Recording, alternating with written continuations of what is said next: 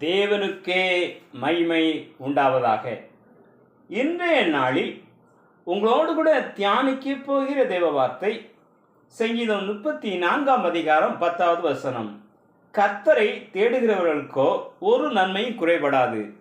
கர்த்தரை தேடுகிறவர்களுக்கோ ஒரு நன்மையும் குறைபடாது.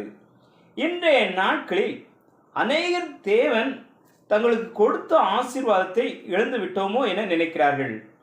கர்த்தருக்குள் பிரியமானவர்களே, இன்று நீங்கள் கர்த்தரை முழு மனதுடன் விசுவாசிக்கும் போது கர்த்தர் நிச்சயம் நீங்கள் இழந்த ஆசீர்வாதத்தை உங்களுக்கு மறுபடியும் தந்து அநேகர் மத்தியில் உங்களை ஆசீர்வதித்து உயர்த்துவார். ஒரு காட்டு வழியாக 2 நண்பர்கள் பேசிக்கொண்டே சென்றார்கள். அப்பொழுது ஒரு மரத்தில் தேன் கூடு இருந்தது. அதை பார்த்த ஒரு நண்பன் சொன்னான், நண்பா, இந்த தேனி எவ்வளவு கஷ்டப்பட்டு நல்ல தேனை உண்டாக்குகிறது, ஆனால் மனிதர்கள் அதை எடுத்து கொண்டு போய் விடுகிறார்களே என்றான். அதற்கு மற்றொருவன், நண்பா, நீ சொல்வது உண்மைதான், ஆனால் நீ ஒன்று புரிந்து கொள்ள வேண்டும். மனிதர்கள் எவ்வளவுதான் தேனை எடுத்து சென்றாலும் அந்த தேனி கவலைப்படாமல் தொடர்ந்து முழு முயற்சியுடன் மறுபடியுமாய் தேன்கூட்டை கட்டி தேனை உருவாக்கி கொண்டேதான் இருக்கும். அது மற்றவர்களை பற்றி கவலைப்படவில்லை.